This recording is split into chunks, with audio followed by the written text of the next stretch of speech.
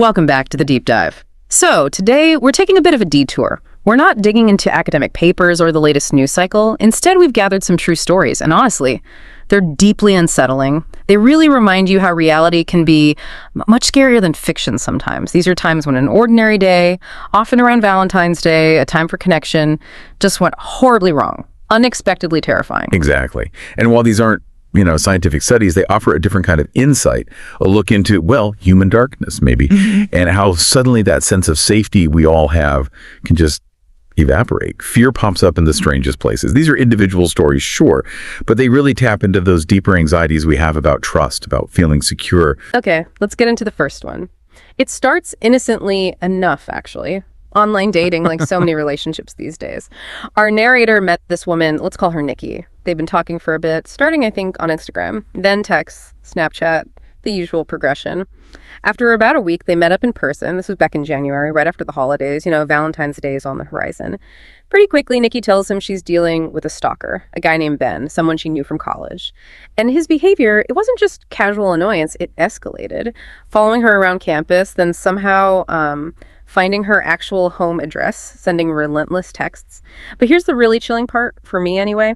Nikki never blocked his number. She told the narrator she kind of wanted to see, well, how far he would actually push it. That's a really interesting but also quite dangerous psychological reaction, isn't it? There's sometimes this almost subconscious urge to understand the threat, to know its boundaries, instead of just cutting it off immediately. But keeping that channel open, it gives the stalker continued access, validation even. It could really fuel the obsession. From a safety perspective, immediate disengagement is usually the recommendation. Yeah, it's unsettling to think about. So Nikki brought this up because Ben had started texting again, more intensely as Valentine's got closer. Then, one day, he leaves a box of chocolates, Russell Stover, I think, right on her doorstep, and immediately texts her, "Hope you like the gift I left you." That was the line for her. She finally texted him back, told him firmly, get help, leave me alone. She realized he must have followed her home. The narrator tried to be supportive, obviously, but then a few days later, Nikki shows him a screenshot, a text from a fake number, and it specifically asks if he, using his actual name, is the guy she's seeing. So now it's not just about Nikki anymore. He's involved, directly targeted. Nikki talked about calling the police then, and he promised, look, if Ben contacts you one more time, just one more time, we go to the police together. Okay, so fast forward to Valentine's Day itself. They're having dinner, nice place, outdoors, by the water. And they both notice this guy sitting on a bench in the parking lot, hat pulled down low, kind of hiding his face. Nikki actually jokes, what if that's Ben? They laugh it off for a second. But then the guy subtly tilts his head towards them, then quickly looks away. A moment later, he just gets up and walks off. The laughter just stopped. That easy feeling vanished. Suddenly, they're both thinking, wait, could that actually have been him? That cold dread started creeping in. So after dinner, they head back to his place, a rental house he had. They're relaxing, things are getting intimate, and suddenly, Nikki pulls back. She's like, what was that? And he heard it too, a definite noise from the backyard. He figured, maybe a raccoon, an animal. He goes outside to check, but what he finds is the whole stack of beach chairs they'd been leaning against the house, completely knocked over, and there was zero wind. None. His eyes scan the yard towards the bushes at the edge, and then, just for a split second, his vision snags on something tall hiding in the shadows of the bushes. Kind of leans forward, squinting, trying to make it out. Takes a couple of steps closer, and then that sickening feeling hits him. It's a person. The figure realizes he's been seen and starts moving out of the bushes fast. He just yells instinctively, "Who is that?" The guy moves so quickly, almost like he's charging. So the narrator, purely on reflex, tackles him right as he's stumbling out of the bushes, yelling, "Stay down!" shouting for Nikki to call 911. The guy's fighting, trying to get away, but the narrator's got him pinned. Nikki runs outside. She's on the phone with the police. He asks her, "Is this him? Is this the guy?" And Nikki just gasps, "Oh my God, yes, it was Ben." And then the narrator gets this chill. He realizes Ben's wearing the exact same color shirt as the guy at the restaurant. Police arrive, cuff Ben, charge him with trespassing right there. Nikki shows them all the texts, the history. Since he was already under arrest, she pressed charges for stalking, harassment, and result. Ben got a fine, a misdemeanor on his record, and crucially, a protective order. And thankfully, it seems to have worked. It's been 4 years, no contact. What a Valentine's Day, though. Wow, that persistence is just chilling. Okay, our next story, it shifts gears a bit, but is just as unsettling. This one is about a different kind of threat. Not necessarily obsession, but something predatory emerging from a seemingly random encounter, turning a simple dinner plan into, well, a chase. And this one also happened on Valentine's Day about 4 years back. A couple had plans for a romantic dinner. Walking into the restaurant, they notice another couple just standing outside staring, like really staring at them. Kind of intense. Inside, they find out there's a 45-minute wait. So they decide to head back to the car to figure out what to do. As they're walking out, the woman from the staring couple comes right up to them, introduces herself as Mrs. Greddy. She says she and her husband are photographers and tells them they'd make great photos. Then, here's the weird part, she offers for them to follow her to her studio, says it's only 5 minutes away, no business card, nothing, just come with us now. Our narrator said red flags were just screaming in her head. Her boyfriend politely turned them down.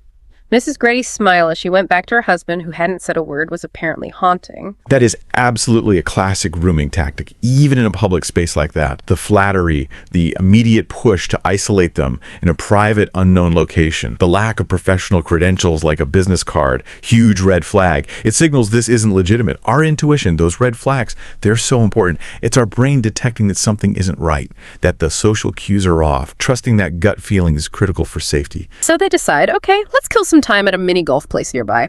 They get there, it's totally empty, a little weird, but fine. Until the little bell on the entrance door rings. And guess who walks in? Mrs. Greddy and her silent husband. Mrs. Greddy looks right at them, gives the narrator that same creepy smile again. The narrator tells her boyfriend, she turns, sees them getting their golf stuff. They both immediately feel uneasy and decide, nope, let's just go wait in the car for the restaurant.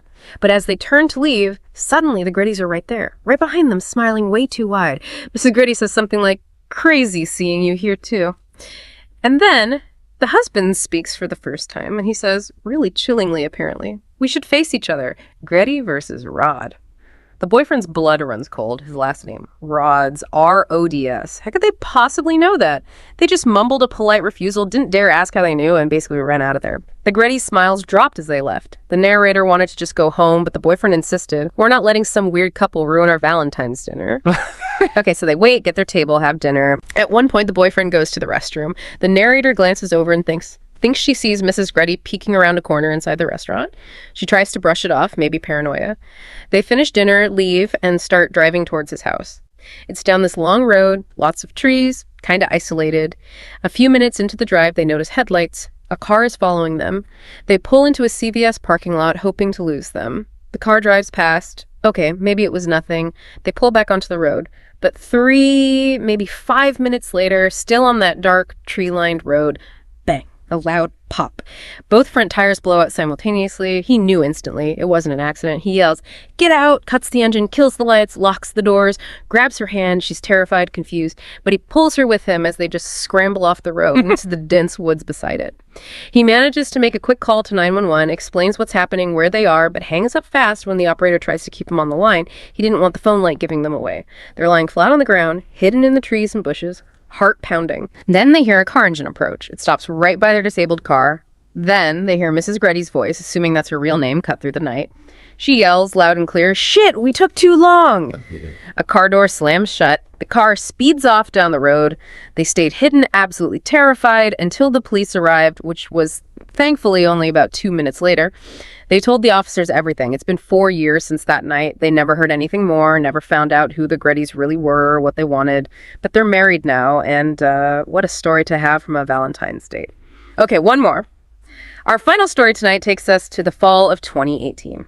Our narrator was doing online college classes at the time, planning to transfer. He'd met a girl on Tinder earlier that year. They dated for a while, had fun, but then her behavior got a bit weird, apparently aggressively playful. Anyway, they broke up before winter break, seemed amicable enough.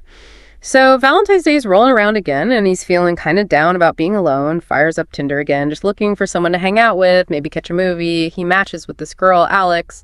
They click. She also preferred movies over bars, which he liked. She apparently mentioned she had the same major as his best friend, Rob. He noted her distinct looks, shoulder-length blonde hair, glasses, freckles, blue eyes. They texted for about an hour, moved to Snapchat, and he asked if she wanted to hang out on actual Valentine's Day. She said yes. So February 14th, 2018, the date happens. They grab McDonald's, keeping it casual, see a movie, walk around downtown for a bit. Eventually they end up back at his apartment. Things get intimate. From his perspective, everything seemed, quote, great.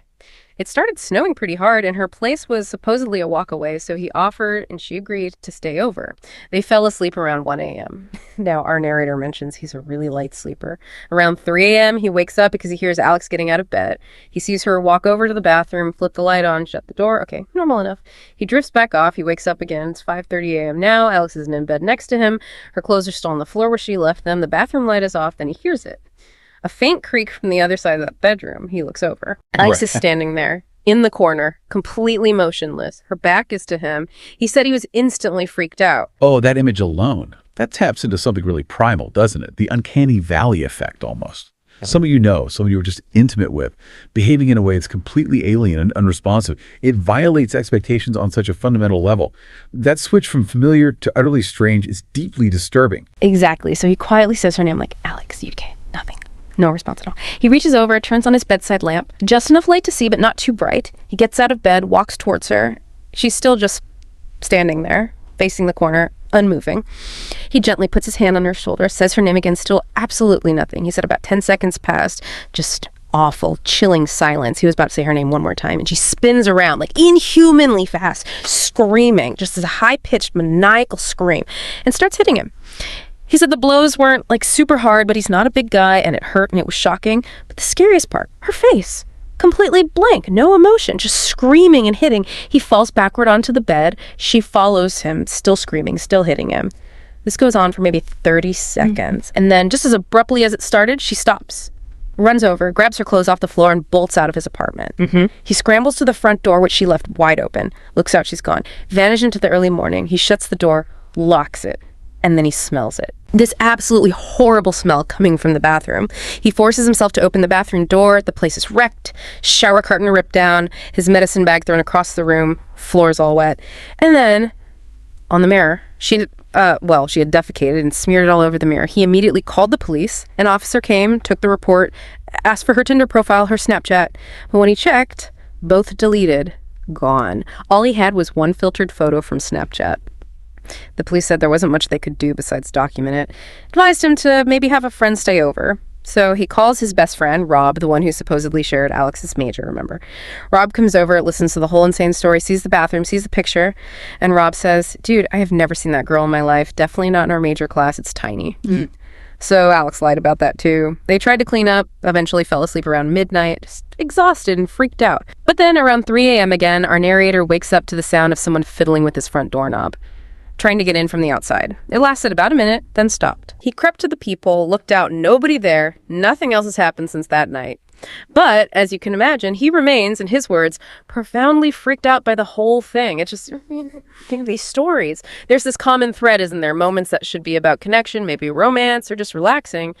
They twist into something terrifying. A dinner date, meeting someone new, even just playing mini golf. Times you expect safety suddenly become ordeals of fear, pursuit, or just weirdness. Absolutely. They really underscore how unpredictable people can be, especially when obsession or some kind of profound disturbance is involved.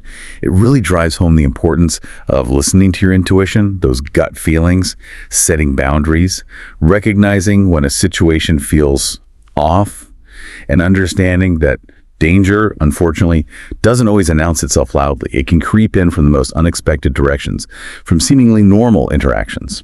These accounts are such a stark reminder, aren't they? That the real monsters aren't always imaginary things. Sometimes they're just people. People operating in the shadows of our normal lives. It really makes you think, how well do we truly know the strangers we meet? Or even people we think we know? And what are some people capable of? What stands out to you most from these stories we shared today? Thank you for joining us on the deep dive for these unsettling narratives. We hope they offer maybe a different kind of perspective, a reminder to stay aware. Until next time.